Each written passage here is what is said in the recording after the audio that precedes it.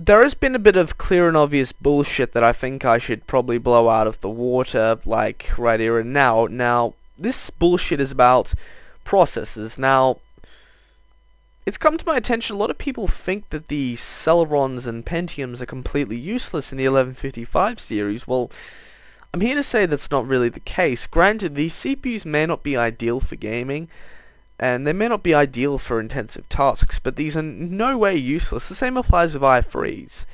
These CPUs are actually very good for doing a lot of things. For example, this Celeron one that I've bought and reviewed can pretty much handle the majority, if not all, games that that you would probably want to play. And hell, if you want to get into high settings gaming, like for basic gaming, the Celeron would do it. It would run the games quite comfortably. It could run GTA IV. I even did it on a 775 computer running a older processor, and hell, even the Pentiums clocked it.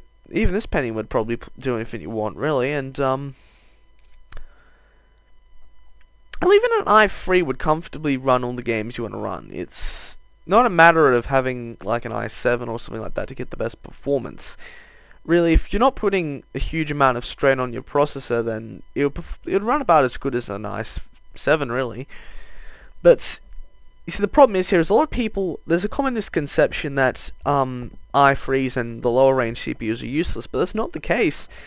The i7s can run, like seriously, i3s can run just as well as i7s when playing games. It's really a matter of what settings you have. If you're going into high settings, then yeah, you will experience lag on an i3, but fuck, if, like, build a gaming rig if you want to build a gaming rig, and you don't really need a 2011 socket to play games. Like hell, this type of stuff here is good for people who want to edit videos on a regular basis. For example, Jonathan Paula, and I don't understand why he'd get an i7 Extreme. That's just logical considering what he does. But you really don't need a superb computer to play pretty much all games out there.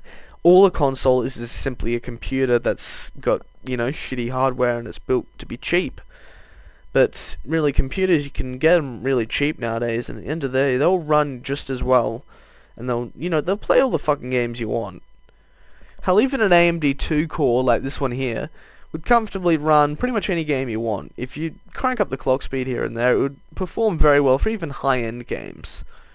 I don't see how you really have any issue, and you've also got the option of solid states and hard drives to boost performance, and you've also got many options of graphics cards. You can go from a GeForce 210 all the way up to a GTX Titan if you want it, but really when it comes down to it, you don't need superb hardware to have a good computer. It's not the case. The one I run isn't exactly superb. It does run an i7 and shit, but I do make use of that. But really just evaluate what your needs actually are. And at the end of the day, if you want to build or buy a PC, it's really up to you. But do look at what you actually need and what you actually don't, because really do just get a grasp and a grip on what works and what you can use and what not, because let's just face it, if you don't run a shitty little if you run a Celeron or something like that, you wouldn't be able to play games at really high settings. Well, you might in theory, but I don't think you would be able to comfortably. But still, Celerons ain't useless, Pentiums ain't useless. The the lower range processors are not useless. They do work quite well for a lot of things, and they don't suck a lot of power. So to the people out there saying that these CPUs are useless, shut the fuck up, fuckface. And well, it's just not true. They perform okay and they do work.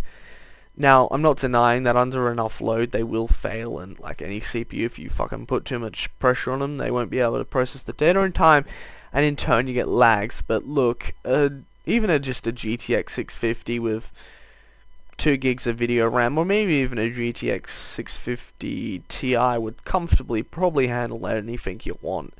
But if you're going to go beyond high settings and go into, more than one monitor, definitely look towards the 660 Ti. It's probably suited if you want to go for more than one monitor, and if you want to go for high settings. If you want to go really high in settings for just one monitor, get the GTX 660, and if you want to go for if you want to go for multiple monitors at medium to high settings, then go for This one here, probably the GTX 680, or maybe even just go with the Titan if you want to go really high. But look, I've rambled on long enough. You get my point here. The lower range CPUs ain't useless. I've tested one, like even without a graphics card, it works pretty fine. So I'm just gonna leave that at just that as that.